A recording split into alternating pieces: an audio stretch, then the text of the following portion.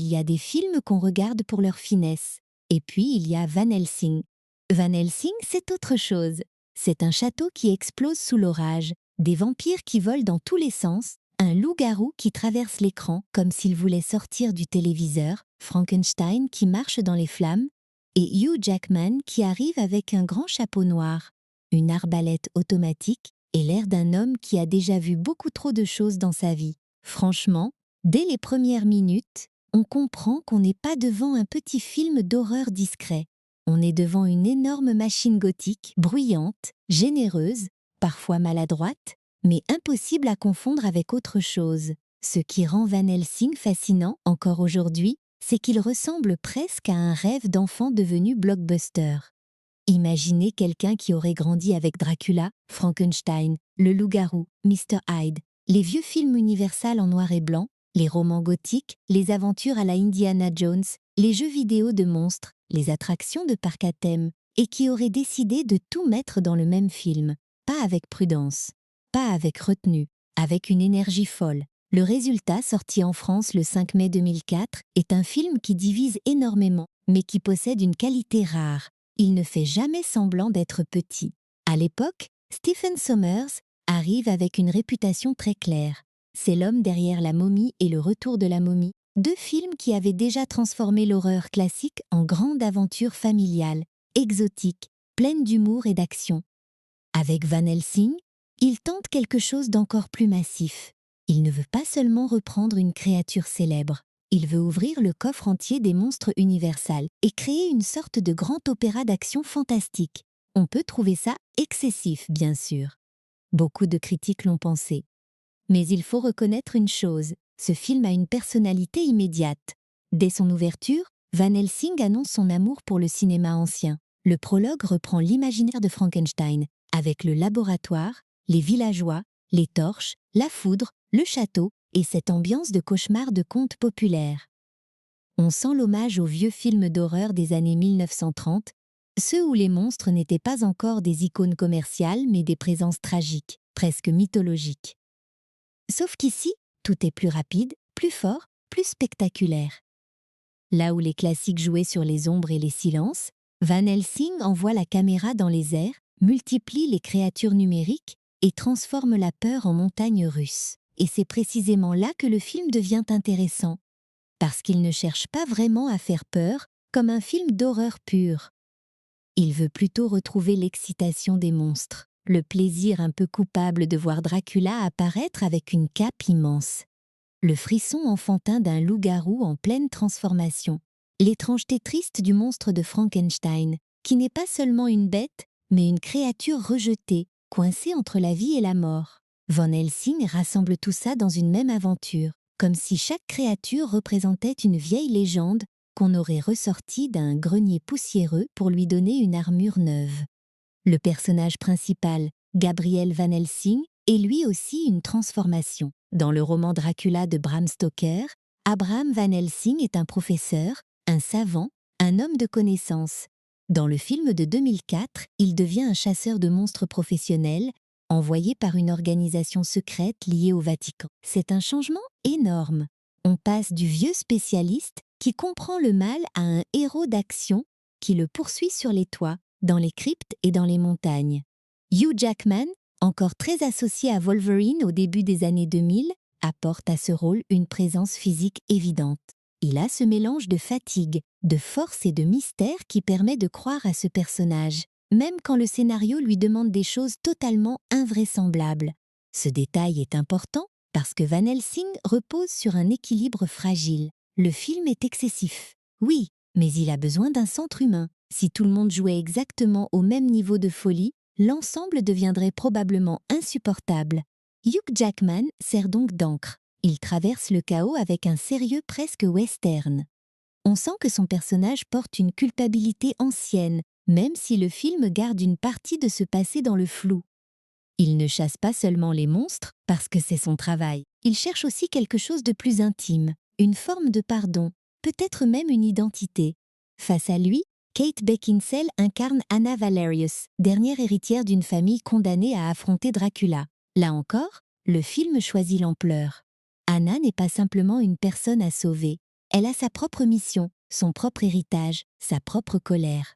Le film lui donne un costume de guerrière gothique, une énergie très directe et une détermination qui correspond bien à l'univers. On peut discuter l'accent, les dialogues, certaines poses très appuyées, mais on ne peut pas dire que le film manque d'intention. Anna appartient pleinement à ce monde de malédiction familiale, de villages terrorisés et de combats sur des ponts suspendus. Et puis il y a Dracula. Richard Roxburgh ne joue pas un vampire discret ou minimaliste.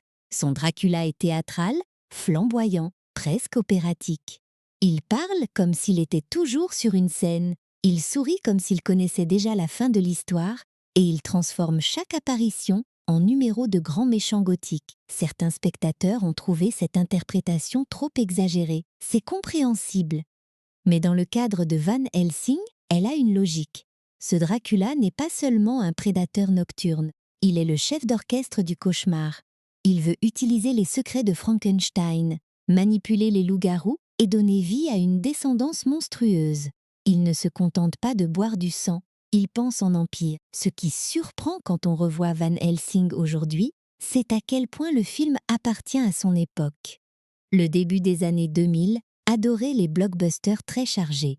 Beaucoup d'effets numériques, beaucoup de décors gigantesques, beaucoup de mythologie expliquée très vite, beaucoup d'actions presque continues. C'était l'époque où Hollywood testait les limites du numérique, parfois avec bonheur, parfois avec excès. Van Helsing est l'un des exemples les plus visibles de cette période. Chaque plan semble vouloir prouver que le film a dépensé son budget à l'écran. Les châteaux sont immenses, les laboratoires sont démesurés, les transformations sont spectaculaires, et même les objets semblent conçus pour être plus grands que nature. Mais derrière cet excès, il y a une vraie idée de cinéma populaire. Van Helsing veut rassembler. Il veut parler à ceux qui aiment les films de monstres, à ceux qui aiment l'aventure, à ceux qui veulent du grand spectacle, à ceux qui ont découvert Hugh Jackman avec X-Men, à ceux qui avaient adoré La Momie, et même à ceux qui cherchent simplement un film du dimanche soir, avec des créatures, des poursuites et une ambiance d'Halloween permanente. Ce n'est pas un film intimiste. Ce n'est pas un film qui murmure. C'est un film qui ouvre les portes du château en grand et qui vous dit « Entrez, il y aura peut-être trop de tout, mais vous n'allez pas vous ennuyer ». La réception critique, elle, a été beaucoup plus froide. Beaucoup ont reproché au film son trop-plein d'effets spéciaux, son rythme épuisant, son scénario chargé et son manque de respiration. Ces critiques ne sortent pas de nulle part. Van Helsing donne parfois l'impression de courir après 3 films à la fois. Il veut raconter une malédiction familiale, réinventer Dracula, faire de Van Helsing un héros mystérieux, rendre hommage à Frankenstein, installer des gadgets, montrer des loups-garous, lancer une romance, multiplier les scènes d'action. Tout cela en un peu plus de 2 heures. Forcément, certains personnages manquent d'espace, certaines émotions passent trop vite, certaines scènes ressemblent davantage à des niveaux de jeux vidéo qu'à des moments de cinéma posés. Et pourtant, quelque chose reste. C'est peut-être ça, le plus intéressant. Beaucoup de blockbusters mieux reçus ont disparu de la mémoire collective. Van Helsing, lui, revient régulièrement dans les conversations. On le cite comme plaisir coupable, comme film imparfait mais attachant, comme grande folie gothique que Hollywood ne ferait peut-être plus exactement de cette manière aujourd'hui. Il a ce charme des œuvres trop ambitieuses pour être totalement réussies, mais trop sincères pour être simplement rejetées. On sent l'amour des monstres. On sent l'envie de créer un monde. On sent aussi les limites d'une époque qui croyait parfois que le numérique pouvait tout remplacer. Cette tension rend le film plus vivant qu'on pourrait le croire. Pour un public français, Van Helsing avait aussi quelque chose de familier et d'étrange à la fois. Familier parce que Dracula, Frankenstein et les loups-garous font partie d'un imaginaire européen très ancien. Étrange parce que le film les transforme en pur divertissement hollywoodien, avec un rythme, une musique et une démesure très américains. La Transylvanie du film n'est pas vraiment une région historique précise. C'est une Transylvanie de légendes, de brouillards, de toits pointus, de ponts dangereux et de villages qui semblent vivre sous une malédiction permanente. Ce n'est pas réaliste, mais ce n'est pas le but. Le film fabrique une Europe de cauchemars de cartes postales, une Europe gothique imaginaire, où chaque porte peut cacher un monstre. C'est pour cela qu'il faut aborder Van Helsing avec le bon regard.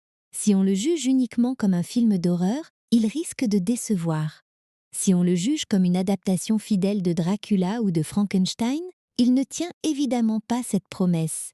Mais si on le regarde comme une grande attraction de cinéma, une sorte de carnaval monstrueux, inspiré par un siècle de pop culture gothique, il devient beaucoup plus amusant à explorer. Ce n'est pas un musée, c'est une fête foraine hantée. Et dans cette fête, tout clignote, tout gronde, tout surgit trop vite, parfois avec mauvais goût, parfois avec panache. Ce premier regard permet déjà de comprendre pourquoi Van Helsing continue d'avoir une place particulière. Il n'est pas seulement un blockbuster de 2004, il est le symptôme d'un moment précis où Hollywood voulait ressusciter ses vieux monstres en les transformant en super-héros de l'ombre. Il est aussi un film de transition entre le cinéma de monstres classiques et l'ère moderne des univers partagés, des franchises planifiées, des mythologies fabriquées sur plusieurs films. Van Helsing voulait presque être un univers avant que cette idée ne devienne la norme. Et maintenant que l'on a ouvert les portes du château, il faut entrer plus profondément dans l'histoire elle-même. Parce que derrière les capes, les crocs, les gadgets et les cris dans la nuit, Van Helsing raconte une intrigue beaucoup plus étrange qu'elle n'en a l'air. Une affaire de sang, de familles maudites, de créatures utilisées comme armes et d'un Dracula qui ne veut pas seulement survivre, mais bâtir quelque chose d'absolument terrifiant. Ce qui frappe dans l'histoire de Van Helsing, c'est qu'elle ne commence pas vraiment comme une simple chasse aux vampires. Elle commence plutôt comme une collision entre plusieurs mythes. Dracula n'est pas seul dans son château. Frankenstein n'est pas seulement un souvenir de vieux films. Le loup-garou n'est pas juste une créature sauvage qui attaque au hasard. Tout est relié, presque comme si chaque monstre appartenait à une même grande machine infernale. Et cette machine, justement, Dracula veut la faire fonctionner. Le film reprend d'abord une idée très puissante, la science interdite. Dans le prologue, on retrouve Victor Frankenstein au moment où il donne vie à sa créature. Ce n'est pas seulement une scène spectaculaire avec de la foudre et des machines. C'est la base de tout le récit. Frankenstein découvre comment créer la vie à partir de la mort. Et cette découverte intéresse immédiatement Dracula. Pour lui, ce n'est pas une question philosophique. Ce n'est pas le drame d'un savant dépassé par son orgueil. C'est une solution pratique à son problème le plus monstrueux. Comment donner vie à ses enfants? Et là, le film prend une direction franchement étrange. Dracula a des milliers de petits descendants, enfermés dans des cocons, mais ils sont morts-nés. Ils existent, en quelque sorte, mais ils ne vivent pas vraiment. L'image est volontairement dérangeante. Une armée de créatures suspendues, prêtes à envahir le monde si leur père trouve enfin le moyen de les réveiller. Le secret de Frankenstein devient donc l'arme absolue. Ce qui était, dans l'histoire originale, une tragédie intime sur la création et la responsabilité, devient ici une menace mondiale. Van Helsing transforme le drame gothique en catastrophe fantastique. C'est ce mélange qui donne au film son rythme si particulier. On ne suit pas seulement un héros qui doit tuer Dracula. On suit un héros qui découvre peu à peu que plusieurs légendes se répondent. Le monstre de Frankenstein n'est pas seulement une victime. Il est la clé. Le loup-garou n'est pas seulement un ennemi. Il est peut-être la seule créature capable de tuer Dracula. Et la famille Valerius n'est pas seulement une famille noble de Transylvanie. Elle porte une malédiction ancienne, transmise de génération en génération, qui l'oblige à combattre le comte jusqu'à sa destruction. Cette malédiction donne à l'histoire son côté tragique. Anna Valerius et son frère Velkan ne sont pas des chasseurs par goût de l'aventure. Ils sont les derniers héritiers d'une lignée piégée par un serment. Tant que Dracula n'est pas détruit, les âmes de leur famille ne peuvent pas trouver le repos. C'est une idée très simple, mais efficace. Elle transforme la lutte contre le vampire en devoir familial. Anna ne se bat pas seulement pour survivre, elle se bat pour les morts, pour ses ancêtres, pour son frère, pour une libération spirituelle que sa famille attend depuis des siècles.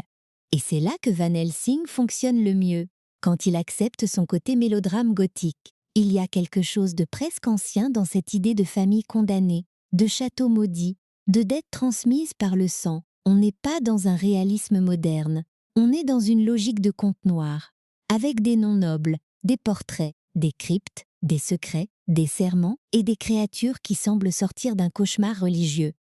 Le film n'essaie pas de rendre tout cela discret. Au contraire, il pousse chaque élément au maximum. Si une famille est maudite, alors elle doit vivre dans un décor immense. Si Dracula est un seigneur de la nuit, alors il doit avoir un château impossible. Si le destin existe, alors il doit peser sur chaque scène.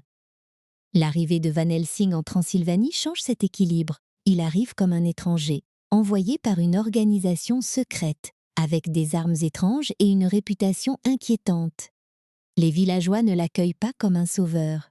Ils se méfient de lui, presque autant que des monstres. C'est un détail intéressant, parce que le film insiste sur le fait que Van Helsing n'est pas vraiment un héros lumineux. Il est utile, oui. Courageux, sûrement, mais il transporte avec lui une violence, une froideur et une part d'ombre. Il tue des créatures, mais il ne sait pas toujours qui il est lui-même. Son amnésie ajoute une couche de mystère. Van Helsing ne se souvient pas clairement de son passé.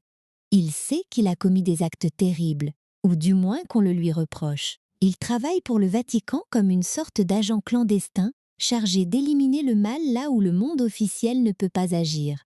Ce choix donne au film une saveur de roman d'aventure religieux, avec des missions secrètes, des archives cachées, des moines inventeurs et des armes improbables. Son partenaire, Karl, joué par David Wenham, apporte justement cette touche plus légère. Karl n'est pas seulement un assistant comique. Il représente aussi le savoir, la technique, les explications et parfois la petite voix de prudence que Van Helsing ignore régulièrement. Mais ce qui rend l'intrigue vraiment dense, c'est l'utilisation du loup-garou. Dans beaucoup d'histoires, le loup-garou est une menace isolée. Quelqu'un est mordu, quelqu'un se transforme, quelqu'un meurt. Ici, la malédiction du loup-garou devient une pièce essentielle du puzzle. Velkan, le frère d'Anna, est transformé, et cette transformation bouleverse immédiatement la mission. Anna ne doit plus seulement affronter Dracula. Elle doit aussi regarder son propre frère devenir une arme du mal. Et plus tard, le film révèle que seul un loup-garou peut tuer Dracula, ce qui crée une tension assez cruelle. La malédiction devient à la fois horreur et solution. Ce genre d'idée montre que Van Helsing a plus de structure qu'on ne le dit parfois. Le film paraît chaotique parce qu'il bouge tout le temps, mais ces monstres ont chacun une fonction précise. Frankenstein représente le secret de la vie. Dracula représente l'immortalité corrompue et le désir de domination. Le loup-garou représente la sauvagerie, la perte de contrôle, mais aussi la seule force capable de briser le vampire. Anna représente l'honneur familial. Van Helsing représente la mémoire perdue et la lutte contre un mal qu'il comprend peut-être mieux qu'il ne le croit. Tous ces éléments ne sont pas toujours développés avec finesse, mais ils ne sont pas supposés au hasard. Le monstre de Frankenstein, en particulier, donne au film une émotion inattendue. Il pourrait simplement être un objet de l'intrigue, une sorte de batterie vivante nécessaire au plan de Dracula. Mais le film lui donne une conscience, une peur et une dignité. Il sait que Dracula veut l'utiliser. Il comprend qu'il est poursuivi non pas pour ce qu'il a fait, mais pour ce qu'il est. Il est vivant, donc il devient précieux. Il est différent, donc il devient traqué. Et dans un film aussi rempli d'action, cette idée apporte un peu de tristesse. Derrière les explosions et les cris, il y a encore quelque chose du vieux Frankenstein, une créature qui n'a jamais demandé à naître. C'est aussi ce qui distingue Dracula dans cette version. Il n'est pas seulement un vampire romantique ou un aristocrate décadent. Il est presque un entrepreneur du mal, quelqu'un qui cherche à résoudre un problème biologique et stratégique. Il veut une famille, mais cette famille prend la forme d'une armée. Il veut créer la vie, mais uniquement pour répandre la mort. Il parle d'amour, de destinée, de lignée, mais tout chez lui ramène à la possession. Même ses épouses vampires, Alera, Verona et Marischka, existent dans cette atmosphère de séduction dangereuse et de fidélité monstrueuse. Le château de Dracula n'est pas seulement un refuge, c'est une ruche. Revenons un instant à Anna, parce que son rôle est plus important qu'il n'y paraît. Elle aurait pu être écrite comme une simple alliée du héros. Pourtant, l'histoire lui donne l'objectif le plus clair du film. Van Helsing reçoit une mission. Anna, elle, vit cette mission dans sa chair. Chaque mort la rapproche de la fin de sa lignée. Chaque apparition de Dracula lui rappelle que sa famille n'a pas réussi à briser le cycle. Sa force vient de là. Elle n'est pas invincible, elle n'est pas toujours prudente, mais elle a cette urgence des personnages qui n'ont plus rien à perdre. Cela donne à ces scènes avec Van Helsing une tension particulière. Lui cherche des réponses, elle cherche une délivrance. Le film construit donc son récit comme une course contre une naissance monstrueuse. Ce n'est pas seulement tuer Dracula avant qu'il tue encore, c'est empêcher Dracula de donner vie à quelque chose qui rendrait le monde impossible à sauver. Cette menace donne une échelle énorme à l'intrigue. On passe d'un village terrorisé à une catastrophe potentiellement mondiale. Et pourtant, le cœur reste intime. Un frère perdu, une sœur qui refuse d'abandonner, une créature qui veut vivre libre, un homme sans mémoire, une famille qui attend enfin la paix. Bien sûr, tout cela arrive à une vitesse folle. Van Helsing n'est pas un film qui prend longuement le temps de poser chaque émotion. Il coupe, il court, il saute d'une révélation à l'autre. Un personnage découvre un secret, puis une attaque surgit. Une scène commence dans une crypte, puis finit dans une poursuite. Une conversation pourrait durer 5 minutes, mais le film préfère souvent lancer un monstre dans la pièce. C'est parfois frustrant, parce qu'on sent qu'il y avait matière à un récit plus sombre, plus posé, presque tragique. Mais cette vitesse fait aussi partie de son identité. Van Helsing raconte son histoire comme s'il avait peur que le public respire trop longtemps. Ce qui est amusant, c'est que malgré ce rythme épuisant, l'intrigue garde une logique de conte. Il y a une malédiction à briser, une créature à protéger, un château à atteindre, un monstre à vaincre, un secret du passé à révéler, une transformation finale qui décide du sort de tous. Le film habille tout cela avec des armes mécaniques et des effets numériques, mais sa structure profonde reste très ancienne. On pourrait presque l'imaginer raconté au coin du feu, dans une version beaucoup plus simple. Un chasseur sans mémoire arrive dans un pays maudit, aide la dernière fille d'une famille noble, protège une créature innocente et affronte le maître des vampires au cœur de son royaume. Et c'est peut-être pour ça que l'histoire continue de tenir debout malgré ses excès. Elle ne repose pas uniquement sur le spectacle.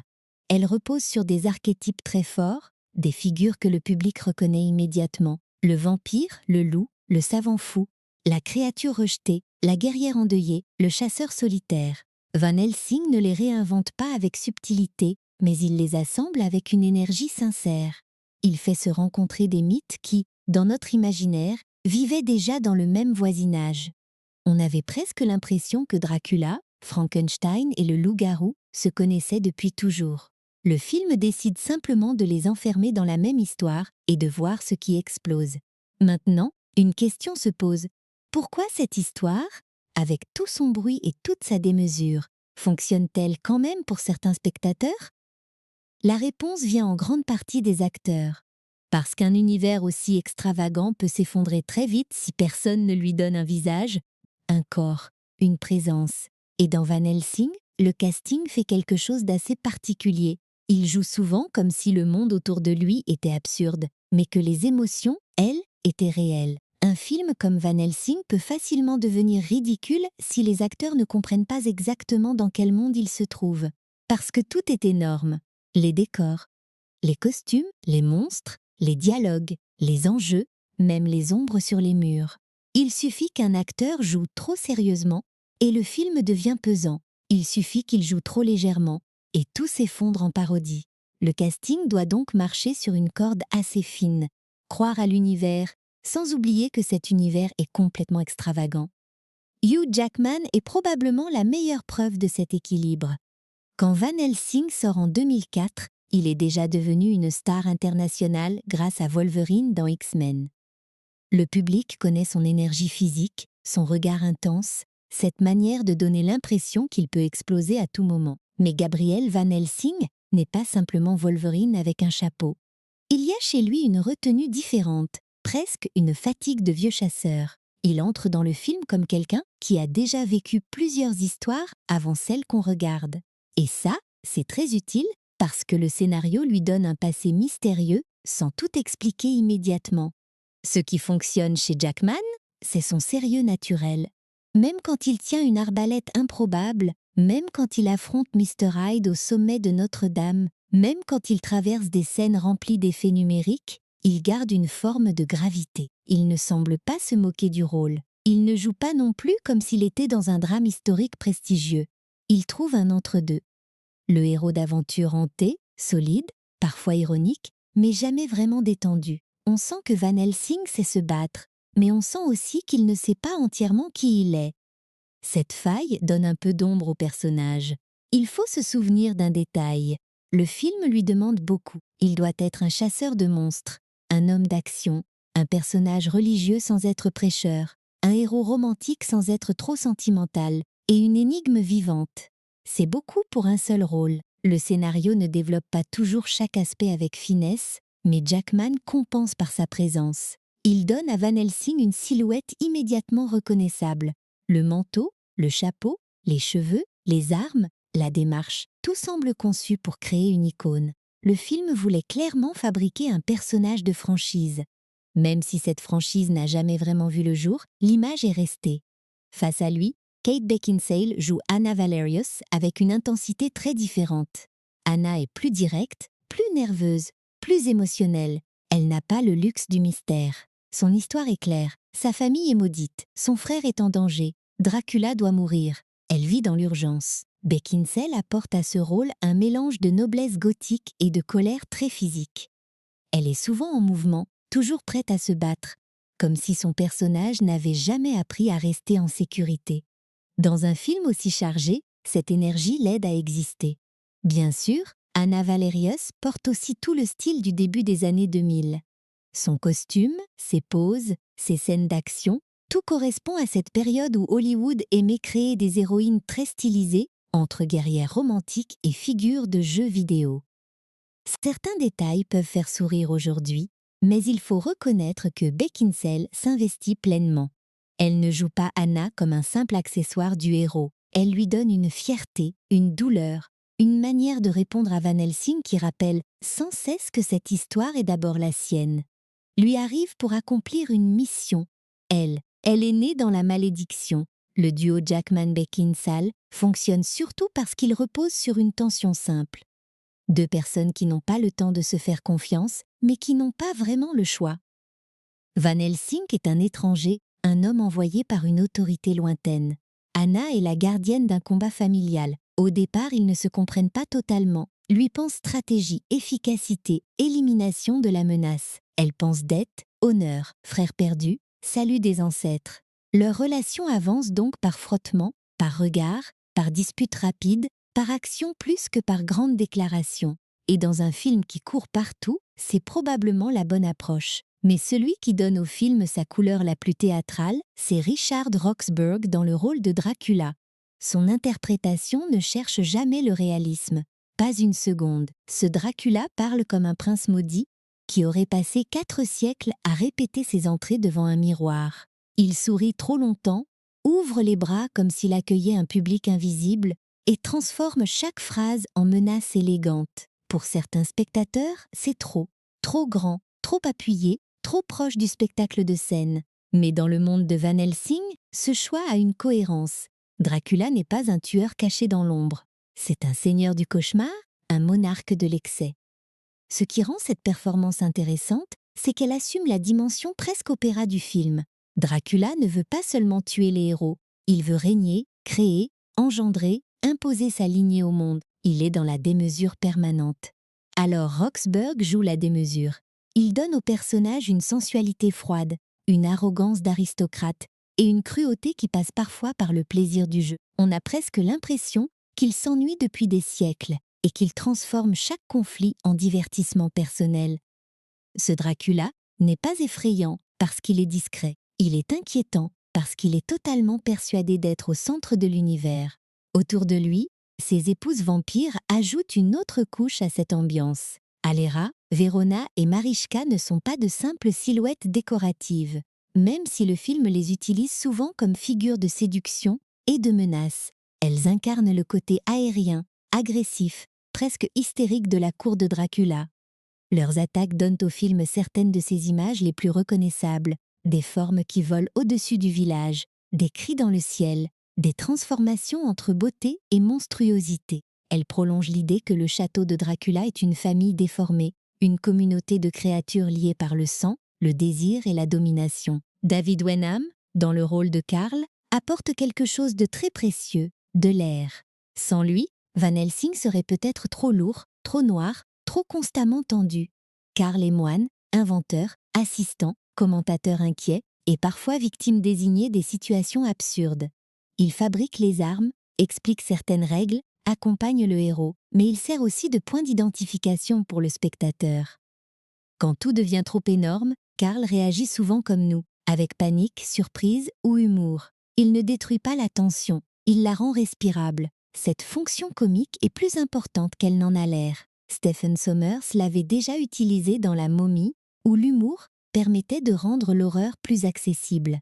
Dans Van Helsing, Karl joue un rôle similaire. Il rappelle que le film est une aventure, pas seulement une tragédie gothique.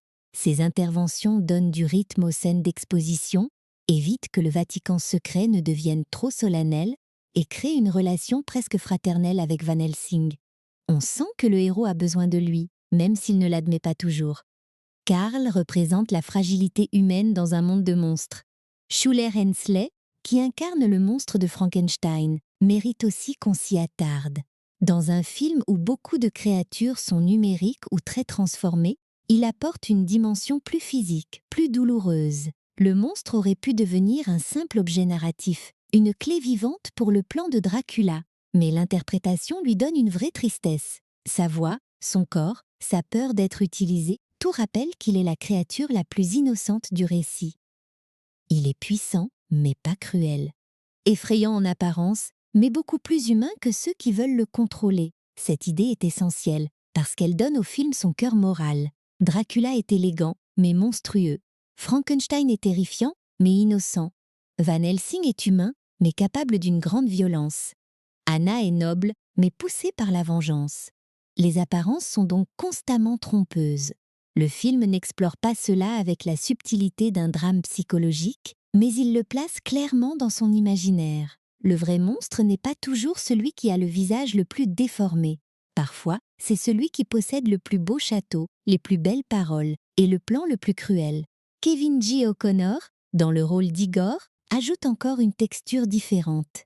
Son personnage est grotesque, nerveux, presque répugnant, mais il appartient à une longue tradition du serviteur de laboratoire gothique.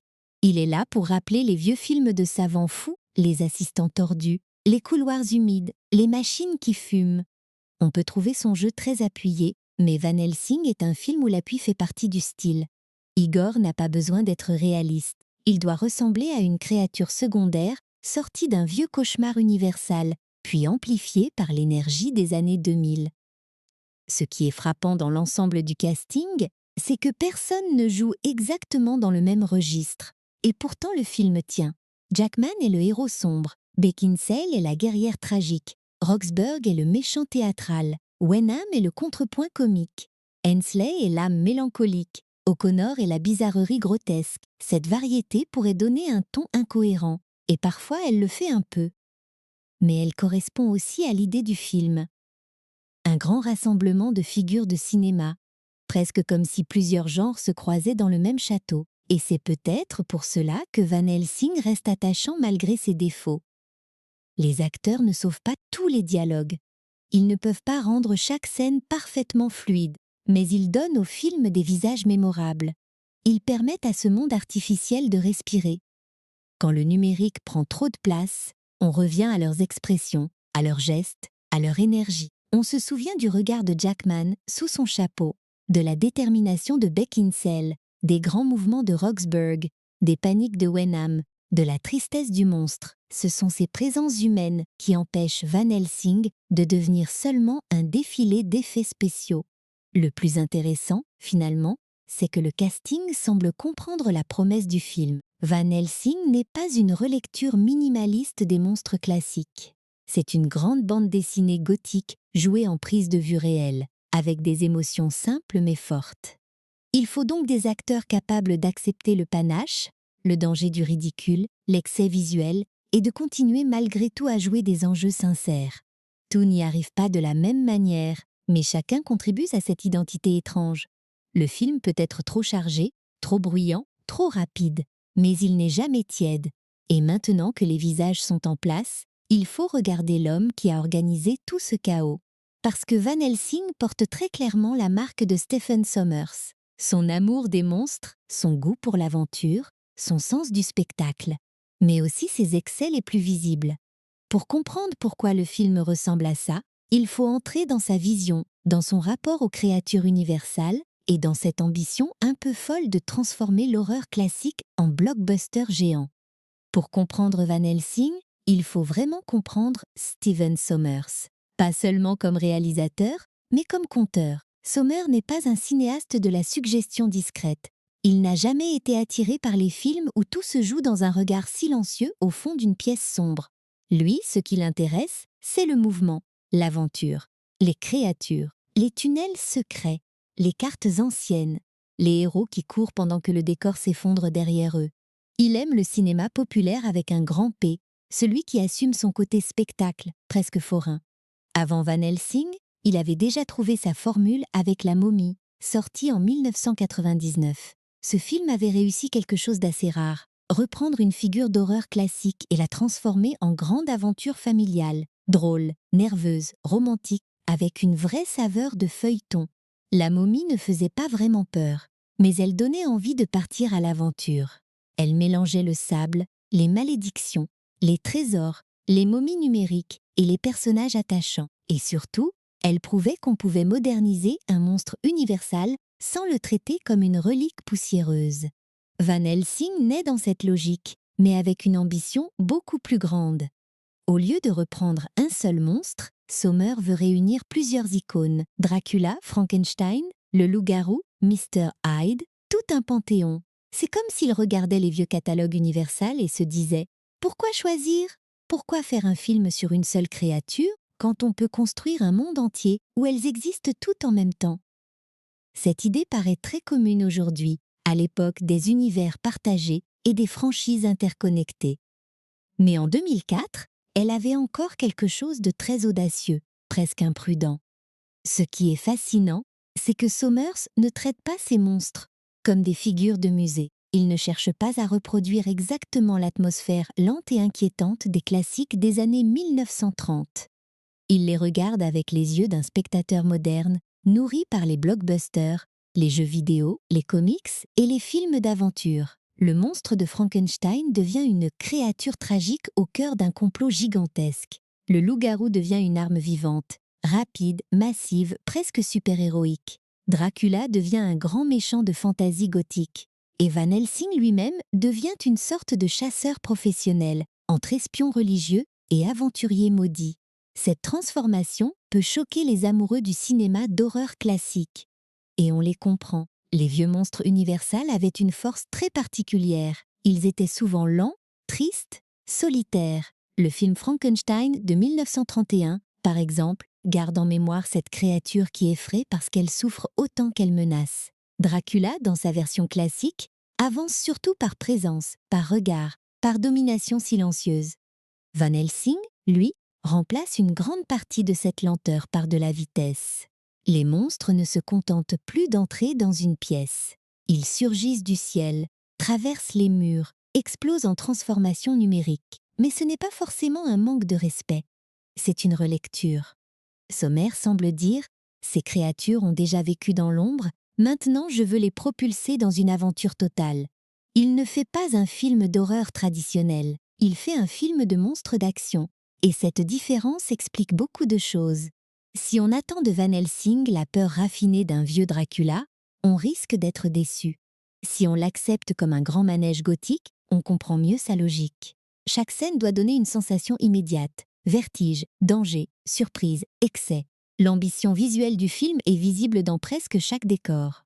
Rien ne semble petit. Le laboratoire de Frankenstein ressemble à une cathédrale de science folle, avec des chaînes, des plateformes, des machines, de l'électricité, des ombres gigantesques. Le château de Dracula paraît impossible à habiter tant il est vaste, vertical, théâtral. Même le village transylvanien ressemble moins à un lieu réaliste qu'à une scène construite pour être attaquée par des vampires. Tout est pensé pour l'impact. Le film ne cherche pas la discrétion d'un lieu vécu. Il cherche l'image immédiatement lisible, presque mythologique. Cette approche a des qualités évidentes. Elle donne au film une identité forte.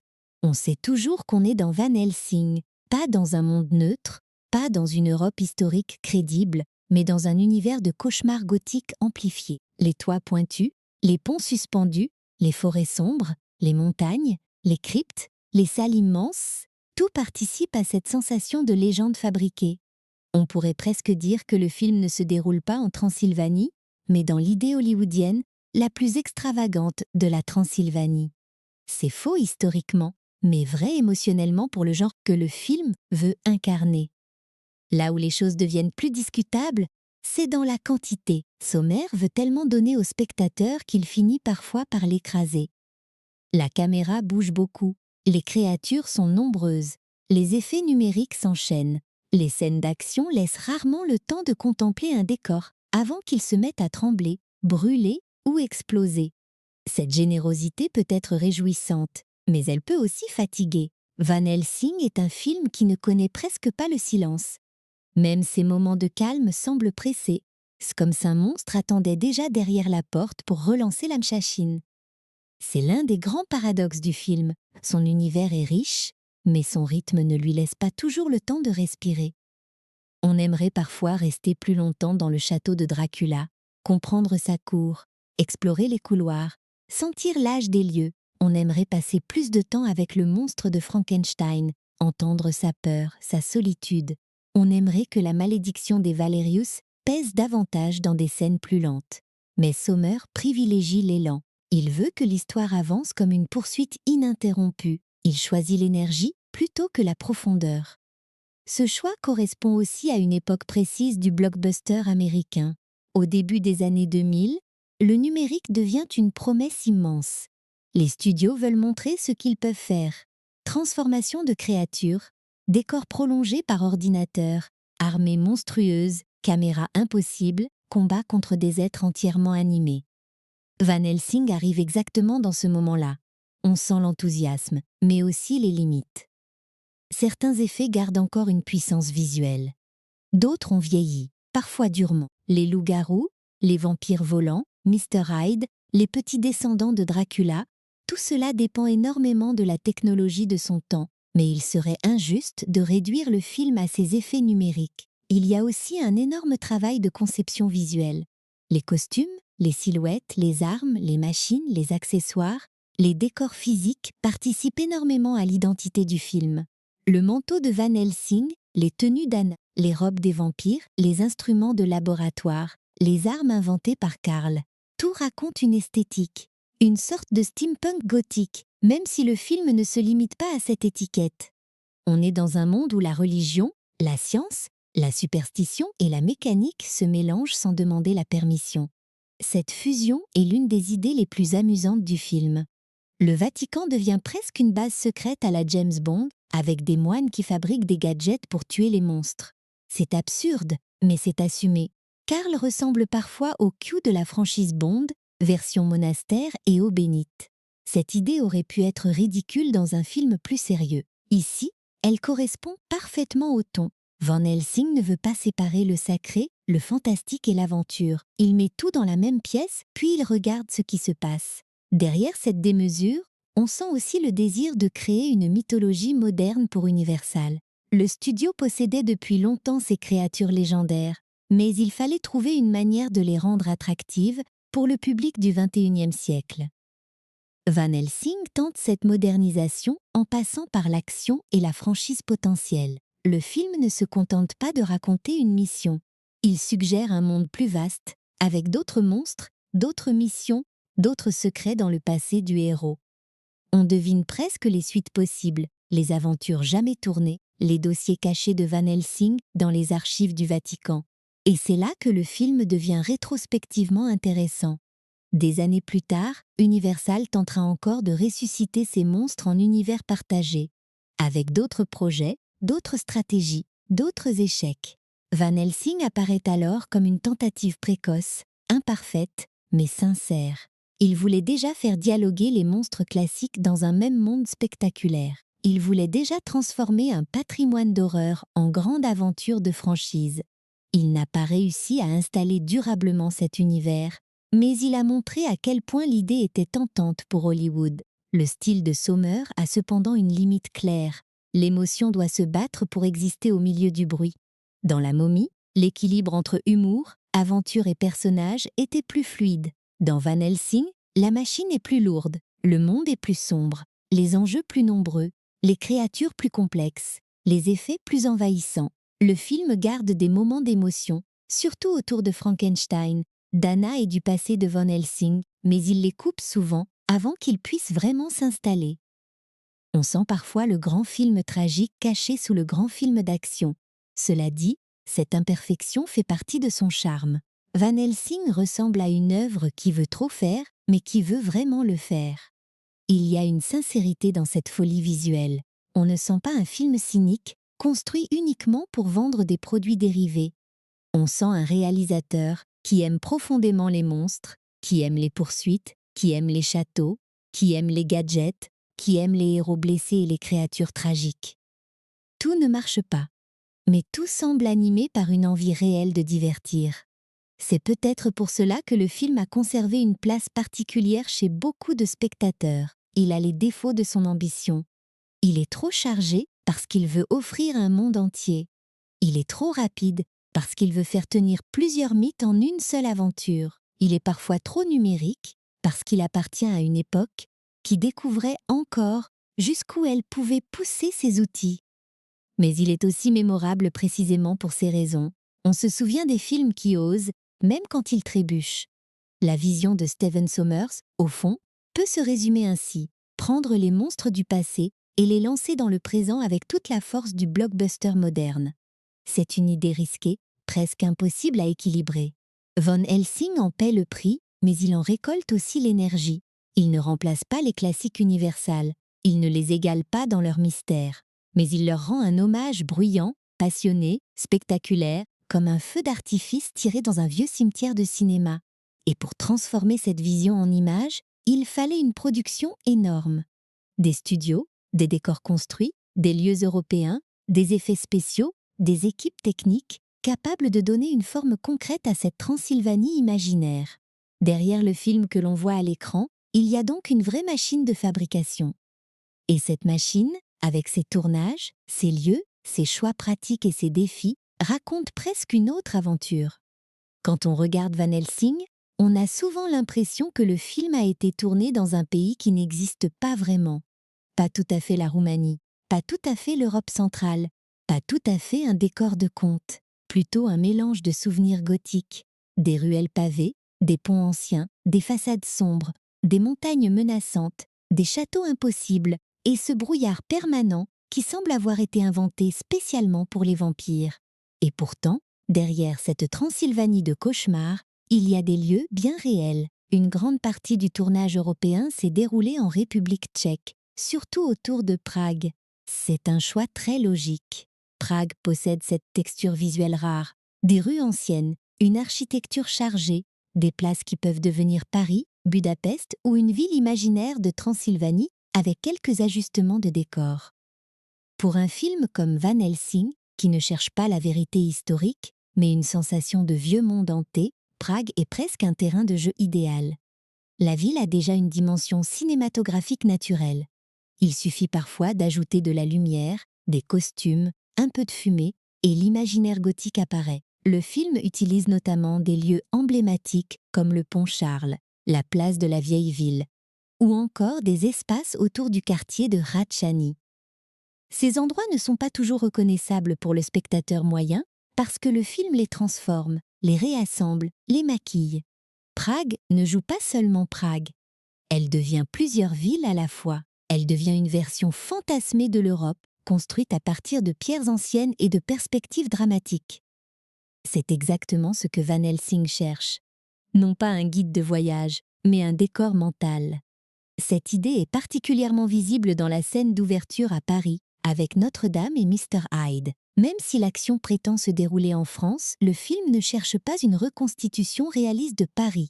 Il veut une version de Paris qui correspond à l'imaginaire du film. Nocturne, haute, menaçante, presque verticale. C'est un Paris de roman populaire, un Paris où les gargouilles semblent prêtes à bouger et où un monstre peut surgir au-dessus de la ville comme dans un cauchemar. Là encore, le réalisme passe au second plan. Ce qui compte, c'est l'effet immédiat. La République tchèque, a aussi offert au film des décors plus directement liés à l'univers transylvanien. Le château de Bernstein, par exemple, fait partie des lieux associés au tournage. Ce genre de château apporte quelque chose que le numérique seul ne peut pas toujours fabriquer. La sensation de pierre ancienne, de poids, d'histoire. Même quand le film ajoute des extensions visuelles, des arrière-plans et des éléments impossibles, la présence d'un vrai lieu donne une base concrète. C'est important, parce que Van Helsing pousse tellement loin le fantastique que le spectateur a besoin, parfois, d'un morceau de réalité auquel s'accrocher. Mais Van Helsing n'est pas seulement un film de lieu réel. C'est aussi une énorme production de studio. Les équipes ont utilisé Barrandov Studio à Prague, un site historique du cinéma européen, ainsi que des installations à Los Angeles, notamment autour d'Universal Studios. Cette combinaison explique beaucoup l'apparence du film. D'un côté, des décors européens qui donnent de la matière et de l'authenticité visuelle. De l'autre, de grands plateaux contrôlés, capables d'accueillir des laboratoires géants, des intérieurs de châteaux, des machines fantastiques, des scènes d'action complexes et des effets spéciaux lourds. Le laboratoire de Frankenstein est un bon exemple de cette logique. Il ne ressemble pas à un simple laboratoire. C'est presque une cathédrale mécanique. Tout y est immense. Les plateformes, les câbles, les machines, les escaliers, les chaînes, les sources électriques. On sent que le décor a été pensé pour permettre à la caméra de bouger, aux acteurs de courir, aux créatures de surgir et à la foudre de devenir un personnage à part entière. Dans un film plus réaliste, un tel espace semblerait absurde. Dans Van Helsing, il devient le cœur visuel du prologue. C'est là que la science, la folie et le spectacle se rencontrent. Ce type de décor raconte aussi la méthode du film. Van Helsing ne construit pas des pièces où les personnages discutent. Il construit des arènes. Presque chaque lieu semble conçu pour devenir un terrain de combat. Une place de village peut être attaquée par des vampires. Une crypte peut cacher un passage. Un pont peut s'effondrer. Un château peut se transformer en piège. Même une salle de bal ou une tour devient un espace d'action potentiel. Le monde du film n'est jamais neutre. Il est toujours prêt à basculer. Cette approche demande une organisation énorme. Un film comme Van Helsing ne se contente pas de poser une caméra devant des acteurs.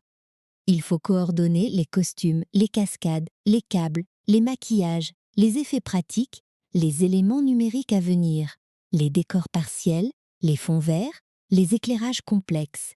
Chaque scène avec une créature demande une imagination particulière, parce que les acteurs ne jouent pas toujours face à l'élément final. Ils doivent croire à une menace qui sera parfois ajoutée plus tard. Cela demande une discipline technique et une vraie confiance dans la vision du réalisateur. Les scènes avec les vampires volants, par exemple, montrent bien ce défi. À l'écran, on voit des créatures qui passent de formes humaines à des monstres ailés, qui plongent sur les villageois, qui tournent dans le ciel, qui attaquent avec une vitesse presque impossible. Mais sur le plateau, une partie de cette magie devait être préparée par des repères, des harnais, des mouvements précis, des réactions d'acteurs, puis complétée par les équipes d'effets visuels. Ce genre de fabrication est invisible quand tout fonctionne, mais dès qu'un détail vieillit ou paraît artificiel, le spectateur le remarque immédiatement. C'est le risque permanent du cinéma numérique de cette période. Ce risque est encore plus fort avec les loups-garous. Van Helsing mise beaucoup sur leur transformation. Le film veut que la peau se déchire, que le corps change, que l'humain disparaisse sous la bête. L'idée est spectaculaire, mais elle dépend énormément de la technologie.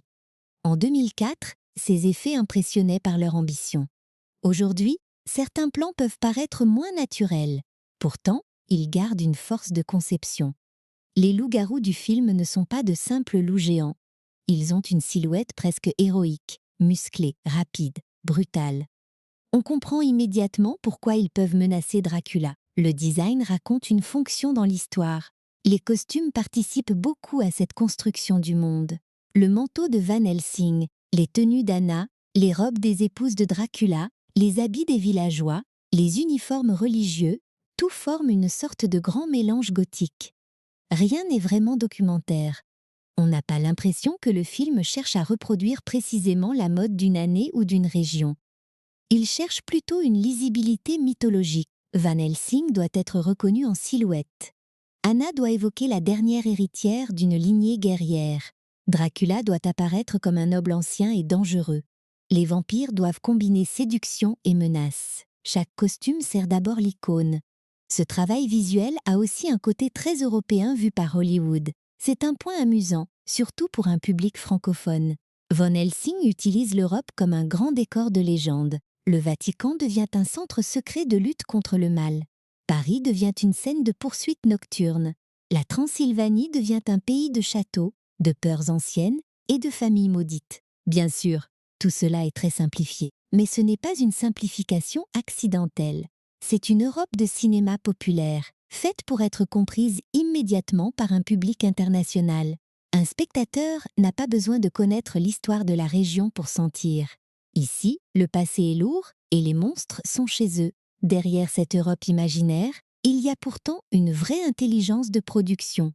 Tourner en République tchèque permettait de profiter de lieux puissants, de studios expérimentés et d'un savoir-faire local déjà très apprécié par les productions internationales. Prague et ses environs avaient accueilli de nombreux tournages, justement parce qu'ils pouvaient offrir une grande variété de visages européens. Pour Van Helsing, cette flexibilité était idéale. Le film avait besoin de passer d'une ambiance à une autre sans perdre son identité gothique. Prague pouvait devenir plusieurs décors, tout en gardant une cohérence de pierre, de brume et d'ancienneté. À Los Angeles, la logique était différente. Là, on parle davantage de contrôle. Les grands studios permettent de construire, reconstruire, détruire, éclairer, sécuriser les cascades, répéter les mouvements, intégrer les effets spéciaux. Pour un film aussi complexe, ce contrôle est indispensable. Certaines scènes auraient été presque impossibles à tourner uniquement en lieu réel. Il fallait des plateaux où la production pouvait décider de la hauteur d'un mur, de la position d'une machine, du passage d'un câble, de la distance d'une explosion, de l'angle exact d'une caméra. C'est cette combinaison entre le réel et le fabriqué qui donne à Van Helsing son aspect si particulier. Par moments, on sent la pierre, les rues, l'Europe réelle sous le maquillage. À d'autres moments, on sent clairement le plateau géant, la construction artificielle, le décor conçu pour l'action. Et puis, par-dessus tout cela, le numérique ajoute encore une couche. Ciel, créature, extension, foule, transformation, arrière-plan impossible. Le film devient donc un empilement de mondes, une ville réelle transformée en décor. Un décor transformé en cauchemar. Un cauchemar transformé en attraction. Cette fabrication massive peut expliquer pourquoi Van Helsing donne parfois une impression de surcharge. Chaque département semble avoir voulu ajouter quelque chose. Plus de fumée, plus de détails, plus de mouvements, plus de créatures, plus d'objets, plus de textures. Mais cette surcharge est aussi ce qui rend le film reconnaissable. Il ne ressemble pas à une production pauvre ou hésitante. Il déborde. Il déborde même quand il devrait peut-être se calmer. C'est un défaut, mais c'est un défaut spectaculaire. Ce qu'on oublie souvent, c'est qu'un blockbuster de ce type est une œuvre collective gigantesque. On parle beaucoup du réalisateur, des acteurs, des monstres, mais il y a derrière chaque image des centaines de personnes, décorateurs, accessoiristes, costumiers, maquilleurs, cascadeurs, techniciens lumière, superviseurs d'effets visuels, équipes de construction, assistants, coordinateurs de production. Van Helsing est exactement le genre de film où l'on sent cette armée invisible. Même quand une scène ne fonctionne pas parfaitement, on perçoit l'effort colossal nécessaire pour la rendre possible. Et c'est peut-être cela qui rend le film attachant dans sa fabrication. Il appartient à une époque où les studios tentaient encore de construire des mondes physiques tout en découvrant les grandes possibilités du numérique. On n'est pas encore dans un cinéma entièrement virtuel. On n'est plus non plus dans un cinéma de monstres entièrement basé sur le maquillage et les décors fixes. Van Helsing se trouve entre les deux. Il a un pied dans l'artisanat gothique, un autre dans la démesure digitale. Cette position intermédiaire lui donne parfois un aspect vieilli, mais aussi une vraie valeur de témoignage. Quand on regarde aujourd'hui ces décors, ces lieux, ces machines, ces rues transformées, on voit plus qu'un simple film d'action fantastique. On voit une industrie qui essaye de ressusciter ces vieux mythes avec tous les outils disponibles. Prague devient Transylvanie. Los Angeles devient château. Les studios deviennent laboratoires de savants fous. Les acteurs courent dans des espaces partiellement réels, partiellement imaginaire, et le spectateur, lui, est invité à accepter le pacte.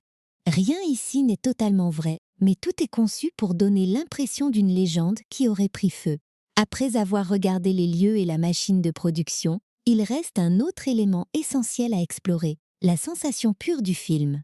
Les sons, la musique, les créatures, les costumes en mouvement, les hurlements, les transformations, tout ce qui fait que Van Helsing ne se contente pas d'être vu, mais se ressent presque comme une tempête gothique. Et cette tempête doit beaucoup à sa musique, à son design de monstre et à son style visuel parfois fou. Van Helsing n'est pas seulement un film qu'on regarde, c'est un film qui attaque les sens. Dès qu'il démarre, il veut être plus grand, plus bruyant, plus rapide, plus sombre, plus spectaculaire que ce qu'on attend. La musique monte, les créatures crient, les machines crachent de l'électricité, les capes claquent dans le vent, les armes se déploient comme des jouets impossibles. On pourrait presque fermer les yeux et reconnaître le film à son énergie sonore.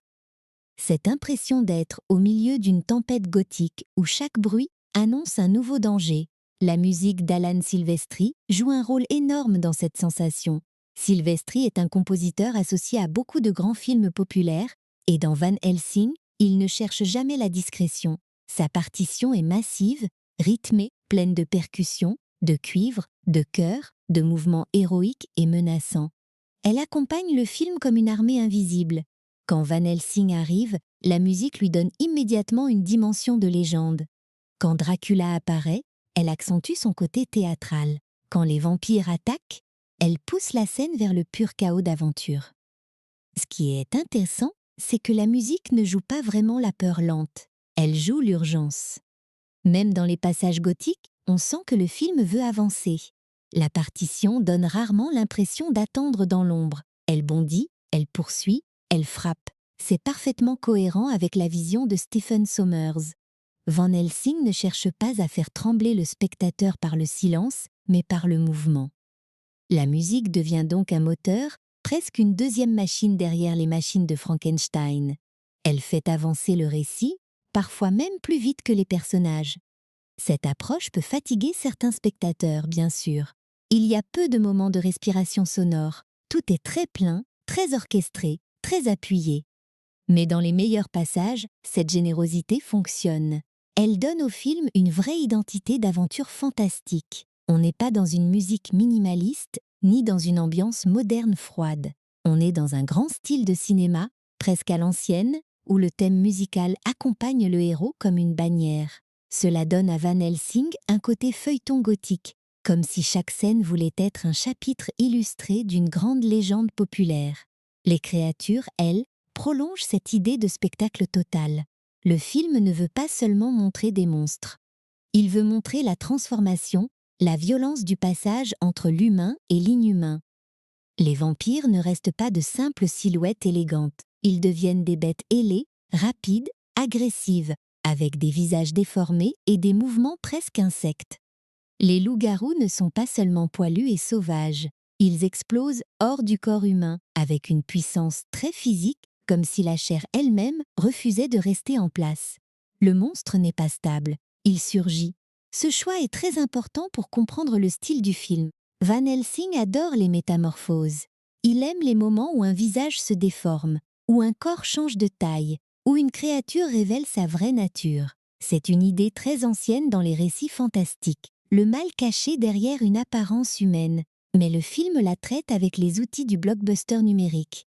Là où un vieux film aurait suggéré la transformation par l'ombre, le montage ou le maquillage progressif, Van Helsing veut tout montrer. La peau, les os, les griffes, les ailes, les muscles. Le mystère devient spectacle.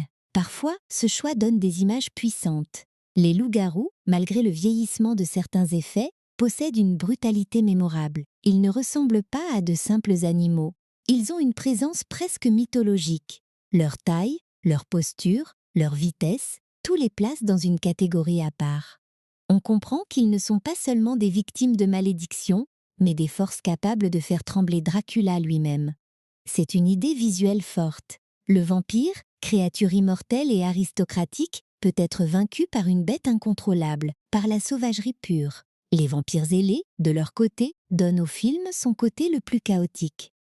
Leurs attaques au-dessus du village ont presque une énergie de siège médiéval, mais avec des créatures au lieu de soldats. Elles plongent, remontent, crient, arrachent, disparaissent dans le ciel. Le film veut que le danger vienne de partout, surtout d'en haut. C'est assez différent du vampire classique, qui entre dans une chambre, séduit, hypnotise, mord. Ici, le vampire devient une menace aérienne. On pourrait dire que Van Helsing transforme l'élégance vampirique en action verticale.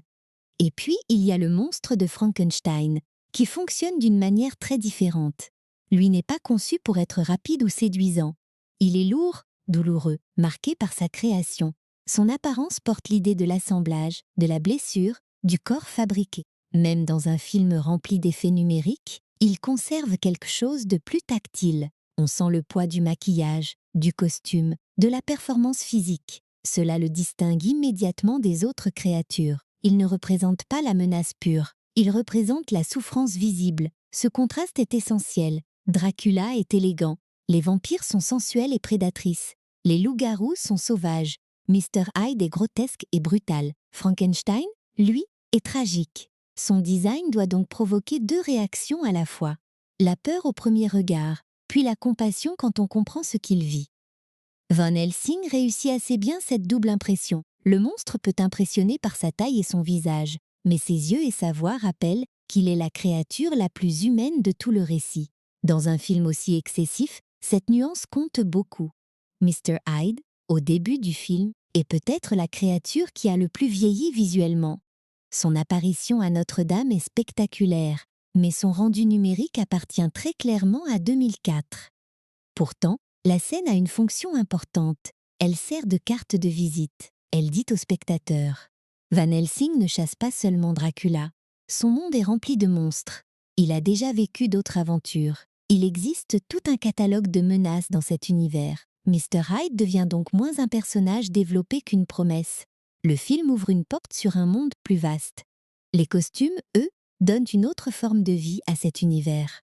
Le costume de Van Helsing est simple dans son idée, mais très efficace. Un grand manteau sombre, un chapeau, des bottes, une silhouette de chasseur solitaire. On reconnaît le personnage immédiatement. Il pourrait apparaître de dos dans la brume, et on saurait que c'est lui. C'est exactement ce que cherche un film d'aventure gothique. Créer des silhouettes. Le cinéma populaire adore les silhouettes, parce qu'elles restent dans la mémoire plus longtemps que beaucoup de dialogues.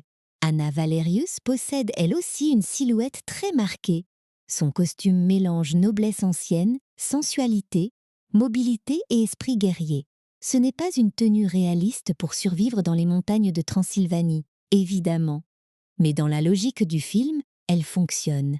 Elle raconte immédiatement que ce personnage appartient à une lignée, qu'elle combat, qu'elle porte le deuil et la fierté de sa famille. Le costume ne cherche pas seulement à habiller l'actrice. Il résume le personnage en une image. C'est exagéré, mais c'est lisible. Les épouses de Dracula sont encore plus stylisées. Leurs robes, leurs coiffures, leurs transformations, tout les place entre la séduction gothique et la créature de cauchemar. Elles existent presque comme des visions. Quand elles sont humaines, elles ont un côté ancien, luxueux, dangereux. Quand elles deviennent monstrueuses, cette beauté se retourne en menace.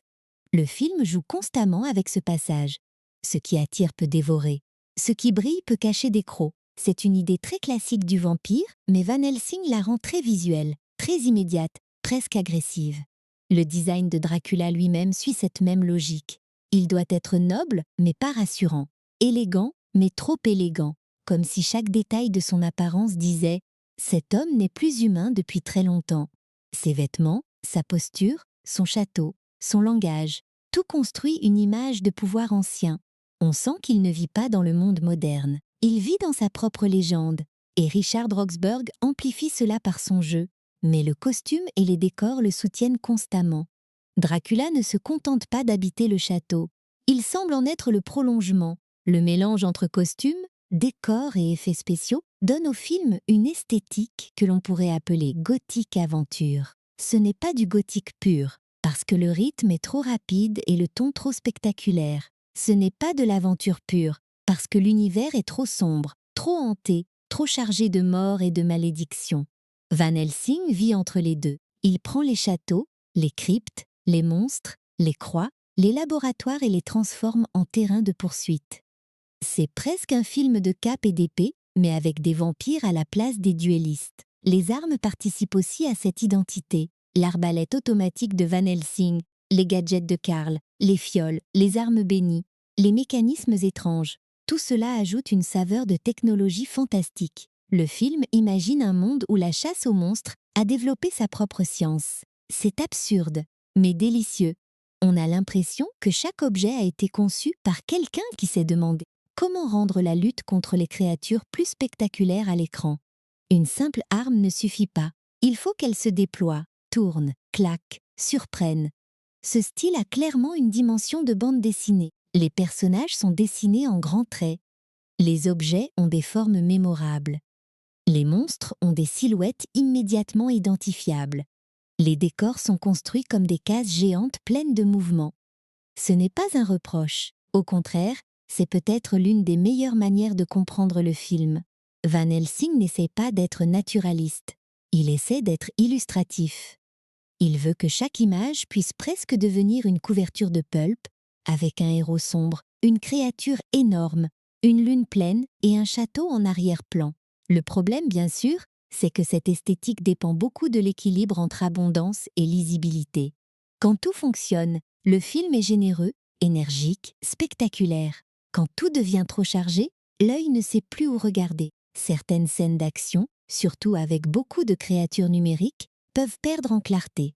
La caméra, les effets, la musique, les cris, les mouvements, tout arrive en même temps. C'est excitant, mais parfois épuisant. Van Helsing donne beaucoup, peut-être trop. Il veut séduire le spectateur par accumulation. Mais cette accumulation crée aussi un plaisir très particulier. Le plaisir du trop-plein. Le plaisir de voir un film qui ne se retient pas. Aujourd'hui, beaucoup de blockbusters semblent parfois lissés, calculés, prudents dans leur image. Van Helsing, lui, a quelque chose de presque baroque. Il met des détails partout. Il préfère le grand geste au petit réalisme. Il préfère un loup-garou gigantesque à une menace subtile. Il préfère un Dracula qui lève les bras devant son armée de descendants à un vampire silencieux dans une chambre sombre. Ce choix ne plaira pas à tout le monde, mais il est cohérent, et c'est pour cela que la musique, les créatures, les costumes et les effets ne sont pas des éléments séparés. Ils travaillent tous dans la même direction, faire de Van Helsing une expérience de cinéma monstre, au sens littéral, un film qui ressemble lui-même à une créature assemblée avec plusieurs morceaux, un peu de Dracula, un peu de Frankenstein, un peu de loup-garou, un peu de James Bond, un peu d'Indiana Jones, un peu de jeux vidéo, un peu de films d'horreur classiques, un peu de parc d'attractions. Comme la créature de Frankenstein, le film est cousu de parties différentes, et comme elle, il est parfois maladroit, mais incroyablement vivant. Maintenant que l'on a exploré la sensation du film, il faut regarder comment il a été reçu quand il est arrivé devant le public. Parce qu'un spectacle aussi énorme ne pouvait pas laisser les critiques indifférents. Entre les chiffres du box-office, les réactions françaises, les avis internationaux et les reproches sur ses effets et son scénario, Van Helsing a connu une carrière assez révélatrice. Un film rentable, très visible, mais loin d'être célébré au moment de sa sortie. Quand Van Helsing arrive au cinéma en 2004, il n'arrive pas discrètement. Universal ne le lance pas comme une petite curiosité fantastique ou un film de monstres réservé aux amateurs du genre. Non, le film débarque comme un événement de studio avec Hugh Jackman en tête d'affiche, Kate Beckinsale juste après Underworld, Stephen Sommers derrière la caméra et tout l'héritage des monstres classiques d'Universal emballé dans une grosse production d'action. Sur le papier, c'est le genre de projet qui semble fabriqué pour attirer tout le monde. Les fans d'aventure, les amateurs de créatures, les adolescents, les familles, les nostalgiques, les spectateurs qui veulent simplement du grand spectacle. Commercialement, le film ne s'effondre pas du tout. C'est même l'un des points qu'on oublie souvent quand on parle de Van Helsing. On le présente parfois comme un échec, parce que les critiques ont été dures et parce qu'il n'a pas lancé la grande franchise espérée. Mais au box-office mondial, le film rapporte environ 300 millions de dollars. Ce n'est pas un petit chiffre, surtout pour un film de monstres gothiques. Le problème, c'est que Van Helsing avait aussi coûté très cher. Avec son budget massif, sa campagne marketing, Ses effets spéciaux, ses décors, ses stars et son ambition de franchise, il devait faire beaucoup plus que simplement bien fonctionner. Il devait devenir un phénomène durable. Et c'est là que la nuance devient intéressante. Van Helsing a attiré le public, mais il n'a pas créé l'enthousiasme critique ou culturel nécessaire pour devenir le début d'une grande saga. Le film avait clairement été pensé comme un point de départ. On sent, dans son univers, qu'il pourrait y avoir d'autres missions, d'autres monstres, d'autres secrets autour de Gabriel Van Helsing. Le personnage est construit comme un héros récurrent. L'organisation secrète du Vatican ressemble à une porte ouverte vers de nouvelles aventures. Même l'apparition de Mr. Hyde au début donne l'impression que ce monde contient un catalogue entier de créatures, mais le public n'a pas répondu avec assez de passion pour que cette promesse se transforme en série de films. En France, le film sort sous le même titre, Van Helsing, le 5 mai 2004. Là aussi, il bénéficie d'une vraie visibilité. Les spectateurs français connaissent Hugh Jackman grâce à X-Men, Kate Beckinsale commence à être identifiée dans l'univers fantastique et Stephen Sommers a déjà une image populaire grâce à La Momie. Le film possède donc des arguments solides pour attirer un public large, et il attire effectivement des spectateurs.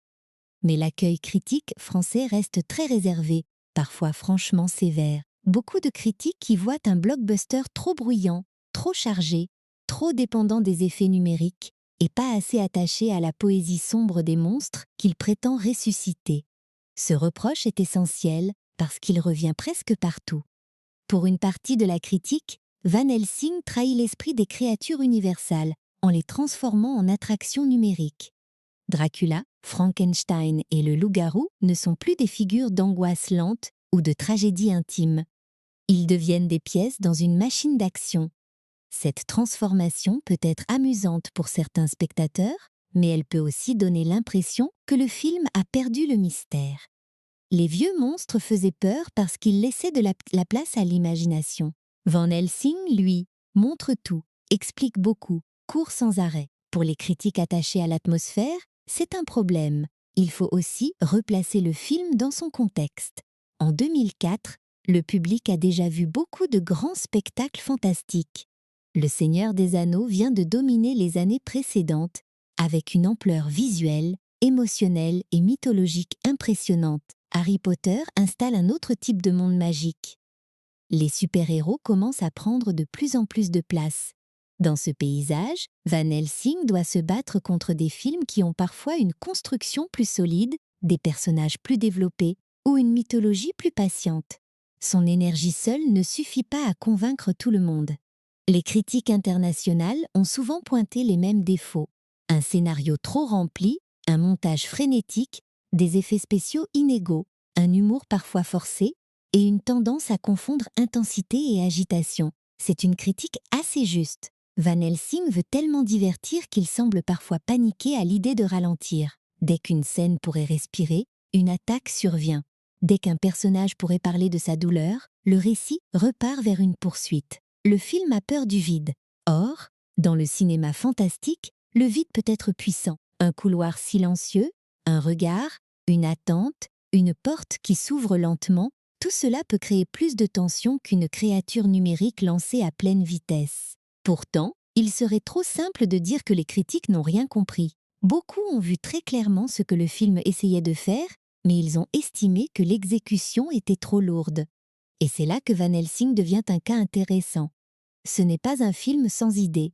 Au contraire, il en a énormément, peut-être trop.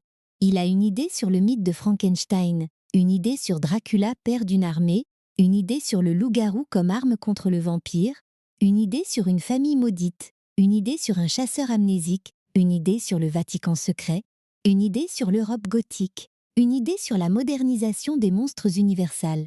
Le problème n'est pas l'absence d'imagination, c'est la densité. Le public, lui, a souvent été plus partagé que totalement hostile. Certains spectateurs ont adoré exactement ce que les critiques reprochaient. Le rythme, le spectacle, les monstres, l'excès, le côté jeu vidéo, l'ambiance de parc d'attractions. D'autres ont trouvé le film épuisant, artificiel, trop long malgré sa vitesse. Cette division explique bien son parcours. Van Helsing n'est pas un film qui laisse indifférent. Il provoque soit une forme d'attachement amusé, soit un rejet assez net. Il n'a pas cette zone confortable des films simplement corrects. Il est trop marqué, trop bruyant, trop reconnaissable pour disparaître dans la moyenne. Les chiffres français montrent aussi cette ambivalence. Le film attire un public réel dans les salles, mais il ne devient pas un phénomène culturel comparable aux grands succès fantastiques de la période. Il reste un gros divertissement hollywoodien, visible, commenté, mais pas vraiment célébré. En France, où la critique cinéma a souvent une relation compliquée avec les blockbusters très numériques, Van Helsing arrive avec tout ce qui peut diviser, une Europe fantasmée par Hollywood, une mythologie européenne transformée en spectacle américain, des monstres classiques changés en machines d'action. Pour certains, c'est généreux. Pour d'autres, c'est une simplification trop lourde. Du côté des récompenses, Van Helsing ne suit évidemment pas la trajectoire d'un film prestigieux. Il reçoit surtout une attention dans les catégories liées aux effets, aux créatures, au maquillage ou au cinéma de genre, mais il reste loin des grandes cérémonies majeures. Ce n'est pas surprenant. Le film appartient à une tradition de blockbusters qui sont souvent jugés d'abord sur leur efficacité populaire, pas sur leur reconnaissance artistique. Et comme son accueil critique est froid, il ne bénéficie pas du regard réévaluateur immédiat que certains films fantastiques reçoivent parfois dès leur sortie. Ce qui est plus amusant, c'est que le film a aussi été nommé dans des cérémonies moins flatteuses, celles qui soulignent les défauts ou les excès des productions hollywoodiennes. Cela montre bien à quel point Van Helsing était perçu comme un objet excessif. Il n'était pas seulement critiqué pour une scène ratée ou une performance précise. Il était critiqué comme symptôme. Le blockbuster trop cher, trop numérique, trop bruyant, trop sûr que l'accumulation suffit à créer l'émerveillement. En 2004, cette critique commence déjà à devenir fréquente, parce qu'Hollywood entre dans une ère où les effets visuels sont partout. Mais avec le recul, cette sévérité mérite d'être nuancée. Oui, Van Helsing a des défauts évidents. Oui, certains effets ont vieilli. Oui, le scénario aurait gagné à respirer. Oui, la mise en scène peut parfois donner le vertige pour de mauvaises raisons. Mais le film possède une chose que beaucoup de productions plus propres n'ont pas, une identité immédiate. On peut détester Van Helsing, mais on ne peut pas le confondre avec n'importe quel blockbuster anonyme. Il a un goût, une texture, une folie. Il prend des décisions, pas toujours les meilleures, mais des décisions fortes. Cette identité explique pourquoi une partie du public l'a réévalué avec le temps. Beaucoup de spectateurs qui l'ont découvert enfant ou adolescence gardent un souvenir très précis de certaines images. Van Helsing sur les toits de Notre-Dame, les vampires volant au-dessus du village, le laboratoire de Frankenstein, Anna dans son costume de guerrière, Dracula devant son armée de descendants, le loup-garou affrontant le vampire. Ces images ont marqué. Elles n'ont pas toujours convaincu les critiques, mais elles ont travaillé la mémoire populaire. Et parfois, pour un film de genre, c'est presque aussi important que les notes de presse. Il y a aussi l'effet du temps. En 2004, Van Helsing pouvait sembler trop numérique, trop fabriqué, trop commercial. Aujourd'hui, il ressemble presque à un objet d'une autre époque. Un blockbuster qui construisait encore de grands décors, qui engageait des stars dans des costumes très marqués, qui tentait de créer une franchise sans encore suivre les formules modernes des univers partagés. Son excès a pris une forme de charme rétro. On ne le regarde plus seulement comme une nouveauté ratée ou réussie. On le regarde comme un témoignage d'un moment précis de l'histoire hollywoodienne. Et ce moment, finalement, est passionnant. Les studios cherchaient des mythes disponibles. Les monstres universels étaient là, chargés d'histoire, connus dans le monde entier, mais difficiles à moderniser. Van Helsing représente une tentative très directe. Prendre ces figures et les pousser dans le blockbuster d'action. La critique a souvent répondu « Vous avez perdu l'âme des monstres ». Une partie du public a répondu « Peut-être, mais c'est amusant ». Les deux réactions peuvent coexister. C'est même ce qui rend le film intéressant à discuter aujourd'hui. Il faut reconnaître aussi que la promesse marketing jouait contre lui. Quand un film réunit Dracula, Frankenstein, le loup-garou et Van Helsing, l'attente devient énorme. Chacun arrive avec sa propre idée de ses personnages. Certains veulent de l'horreur, d'autres veulent de l'aventure, d'autres veulent du romantisme gothique, d'autres veulent un hommage respectueux. Van Helsing essaie de servir tout le monde, mais finit parfois par ne satisfaire pleinement personne. Il donne beaucoup de monstres, mais pas toujours assez de mystère. Beaucoup d'action, mais pas toujours assez d'émotion. Beaucoup d'univers, mais pas toujours assez de temps. C'est probablement pour cela que les critiques ont été si dures. Le film donne l'impression d'un potentiel immense partiellement noyé sous le spectacle. On voit ce qu'il aurait pu être. Un grand récit gothique d'aventure, plus posé, plus tragique, avec des monstres classiques modernisés mais respectés dans leur profondeur. À la place, il choisit la vitesse et l'explosion.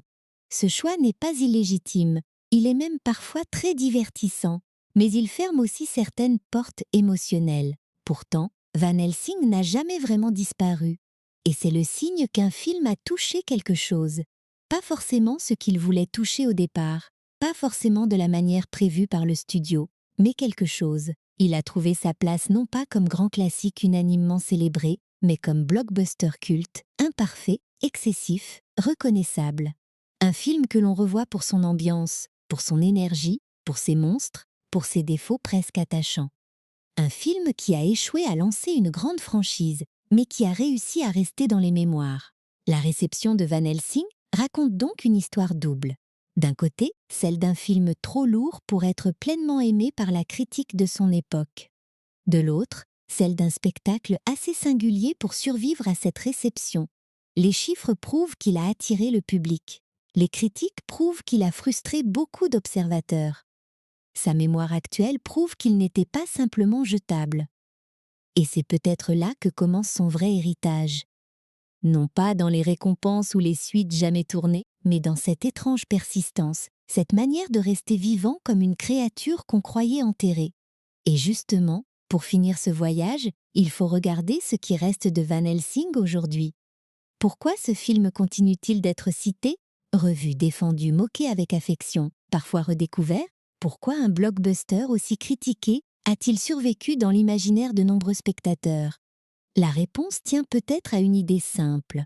Van Helsing n'est pas parfait, mais il possède quelque chose que les films parfaits n'ont pas toujours. Une âme bizarre, bruyante, gothique, impossible à oublier.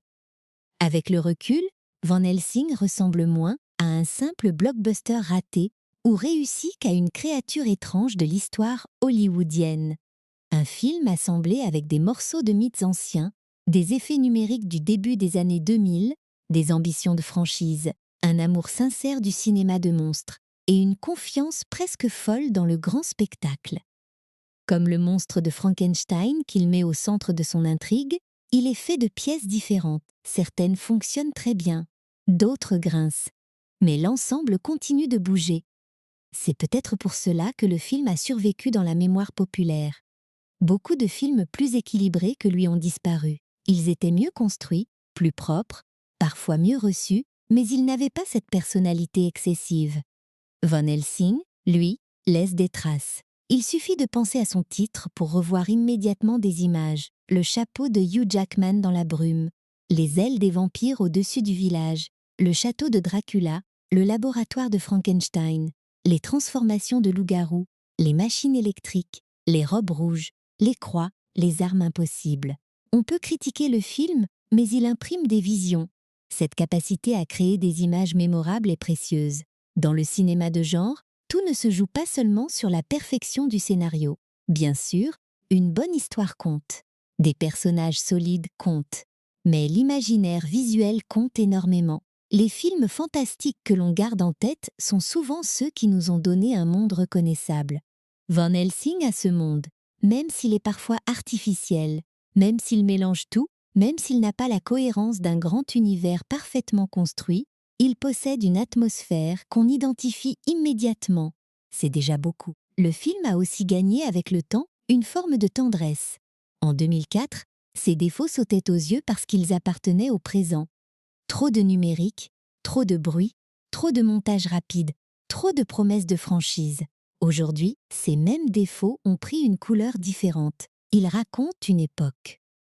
Ils rappellent ce moment où Hollywood expérimentait avec des blockbusters gothiques, où les studios croyaient qu'un vieux catalogue de monstres pouvait devenir une grande aventure moderne, où les effets visuels étaient encore assez nouveaux pour impressionner, mais pas toujours assez mûr pour convaincre totalement. Van Helsing est devenu une capsule temporelle.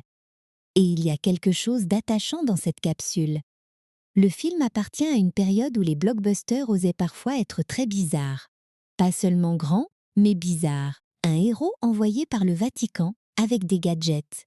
Dracula qui veut réveiller des milliers d'enfants vampires, morts-nés grâce à la science de Frankenstein. Un loup-garou utilisé comme seule arme possible contre le maître des vampires. Une famille transylvanienne condamnée spirituellement tant que Dracula survit. Tout cela est complètement démesuré. Mais ce n'est pas fade. On peut même dire que Van Helsing échoue parfois parce qu'il tente trop de choses, pas parce qu'il n'en tente aucune. C'est une différence importante. Certains films commerciaux semblent avoir peur de prendre une forme trop marquée. Ils veulent plaire à tout le monde, donc ils finissent par n'avoir aucune aspérité. Van Helsing, lui, a des aspérités partout. Il est théâtral, gothique, numérique, sentimental, grotesque, héroïque, parfois drôle, parfois trop sérieux, parfois presque absurde.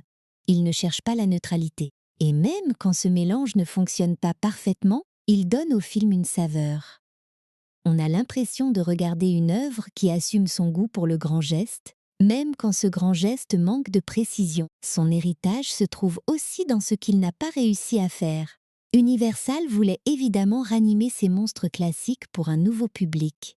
Van Helsing aurait pu devenir la première pierre d'un monde plus vaste. Le film installe Gabriel Van Helsing comme un personnage capable de croiser toutes sortes de créatures. Il laisse imaginer d'autres aventures, d'autres légendes, d'autres dossiers secrets. Mais la franchise ne décolle pas au cinéma. Cette absence de suite donne au film une aura particulière, celle d'un pilote gigantesque pour un univers qui n'a jamais vraiment existé. Et cette idée rend le film presque mélancolique. On voit les portes ouvertes, on devine les chemins possibles. On imagine Van Helsing face à d'autres monstres, dans d'autres pays, avec d'autres mythes européens ou américains.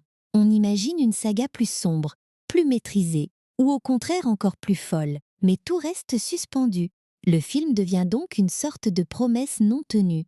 Pas forcément une promesse qui aurait donné un chef-d'œuvre, mais une promesse intrigante. Et les promesses non tenues ont souvent une force étrange dans l'imaginaire des spectateurs. Plus tard, Universal tentera encore de ressusciter ces monstres sous d'autres formes. On sait que ces créatures continuent de fasciner les studios parce qu'elles sont à la fois anciennes, connues et adaptables. Dracula, Frankenstein, l'homme invisible, la momie, le loup-garou. Ce sont des figures qui peuvent revenir encore et encore parce qu'elles parlent de peurs fondamentales. La mort, le corps, le désir, la science qui dépasse l'humain, la transformation, l'isolement, le pouvoir. Van Helsing avait compris ce potentiel, mais il l'a traité par l'action totale. D'autres approches choisiront ensuite la peur, le drame ou la modernisation plus intime. Ce contraste aide à mieux apprécier Van Helsing. Ce n'est pas la seule voie possible pour les monstres universels. Ce n'est peut-être même pas la voie la plus profonde. Mais c'est une voie extrêmement visible, celle du grand parc d'attractions gothiques. Le film dit, en quelque sorte, « Et si tous ces monstres existaient dans le même cauchemar d'aventure? Et si Dracula était un super vilain de château? Et si Frankenstein était la clé d'un plan apocalyptique? Et si le loup-garou devenait la seule chance de salut ?» Cette approche simplifie les mythes, mais elle les rend immédiatement accessibles à un public large. Pour beaucoup de spectateurs qui étaient jeunes à sa sortie, Van Helsing a donc joué un rôle d'entrée. Il a donné envie de découvrir Dracula, Frankenstein, les loups-garous, les vieux films Universal, ou au moins l'imaginaire gothique classique. Même si le film prend d'énormes libertés, il sert parfois de porte. C'est un peu comme une bande dessinée très spectaculaire qui donnerait envie, ensuite, de lire les romans ou de voir les classiques. Et cela compte. Tous les films ne transmettent pas leur héritage de manière académique. Certains le font par l'excès, par le spectacle, par le plaisir immédiat.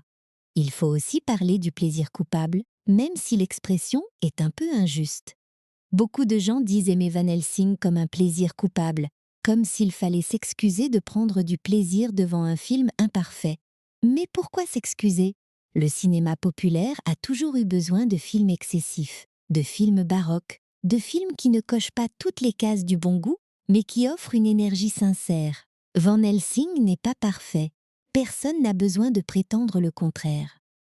Mais aimer un film imparfait, ce n'est pas manquer de discernement. Parfois, c'est reconnaître que le cinéma ne se réduit pas à une fiche technique de qualité et de défauts. Ce qui touche dans Van Helsing, c'est justement son absence de froideur. Il n'a pas l'air fabriqué par calcul uniquement. Il a l'air fabriqué par quelqu'un qui voulait vraiment mettre ses monstres préférés dans une grande aventure folle. On sent l'amour des créatures, l'amour des vieux décors, l'amour des héros mystérieux, l'amour des machines impossibles, l'amour des capes dans le vent.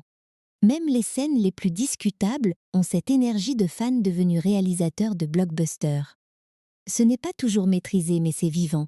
Et le mot « vivant » revient souvent quand on parle de ce film. C'est ironique, parce que Van Helsing raconte justement des créatures entre la vie et la mort.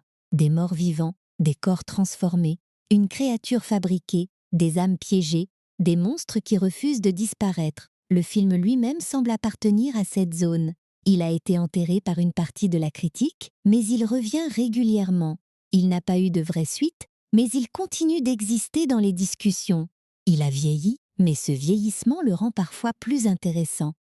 Il est imparfait, mais il respire encore. Son héritage, au fond, n'est pas celui d'un classique incontestable. Personne n'a besoin de réécrire l'histoire pour prétendre que Van Helsing a été mal compris comme un chef-d'œuvre absolu. Ce serait trop facile et probablement faux. Son héritage est plus modeste mais plus singulier, celui d'un blockbuster de monstres qui a raté la perfection et trouvé la personnalité. Un film qui montre les limites d'une époque, mais aussi son audace. Un film qui nous rappelle que les grands studios, parfois, peuvent produire des objets étranges, trop grands, trop chargés, mais sincèrement mémorables. Pour un public d'aujourd'hui, le revoir peut même devenir une expérience assez joyeuse. On sait que certains effets ne fonctionnent plus aussi bien. On sait que certains dialogues sont très appuyés. On sait que le rythme fatigue. Mais on peut aussi apprécier ce que le film donne sans compter. Il y a toujours quelque chose à regarder. Un détail de décor, une expression, un costume, une machine, une créature. Une idée folle lancée comme si elle était parfaitement normale. Van Helsing ne demande pas au spectateur d'admirer sa subtilité. Il lui demande d'entrer dans le château et d'accepter la tempête. Et si le film continue de trouver des défenseurs, c'est peut-être parce qu'il parle à une partie très simple de notre rapport au cinéma. Cette partie qui aime les monstres. Pas seulement parce qu'ils font peur, mais parce qu'ils représentent l'impossible. Le vampire qui ne meurt pas, le loup qui vit sous la peau d'un homme. La créature assemblée qui demande pourquoi elle existe. Le chasseur qui poursuit le mal sans comprendre son propre passé. Ces figures sont plus anciennes que Van Helsing, plus profondes que lui, mais le film les rassemble dans une grande fête gothique. Il ne les analyse pas toujours avec finesse, mais il les célèbre avec énergie. C'est là que se trouve sa vraie valeur. Van Helsing est une célébration bruyante des monstres classiques, pas une méditation silencieuse sur eux. Il préfère l'éclair au murmure, la poursuite au frisson, le cri à l'ombre. Ce choix lui a coûté une partie de sa réputation critique. Mais c'est aussi ce choix qui l'a rendu inoubliable pour ceux qui l'aiment. On ne revient pas vers Van Helsing pour y chercher la perfection. On y revient pour retrouver une atmosphère, une générosité, une folie visuelle, une sorte de grand Halloween hollywoodien qui ne s'arrête jamais. Alors, que reste-t-il de Van Helsing ? Il reste un film qui a voulu ressusciter les monstres avec trop d'enthousiasme pour être élégant, mais trop de passion pour être insignifiant. Il reste Hugh Jackman sous son chapeau, Kate Beckinsale face à sa malédiction, Dracula dans son théâtre de ténèbres, Frankenstein dans sa solitude, les loups-garous dans la fureur, et cette Transylvanie irréelle où tout semble possible dès que la nuit tombe. Il reste un objet imparfait, oui, mais reconnaissable entre mille. Et parfois, dans le cinéma de genre, c'est déjà une petite victoire, parce qu'un film vraiment mort disparaît sans bruit. Van Helsing, lui, continue de grincer, de hurler, de courir sur les toits, de battre des ailes dans les souvenirs de ceux qui l'ont vu. Comme ces monstres, il refuse de rester enterré. Et c'est peut-être la plus belle chose qu'on puisse dire de lui. 20 ans plus tard, malgré les critiques, malgré les défauts, malgré la franchise jamais née, la créature vit encore.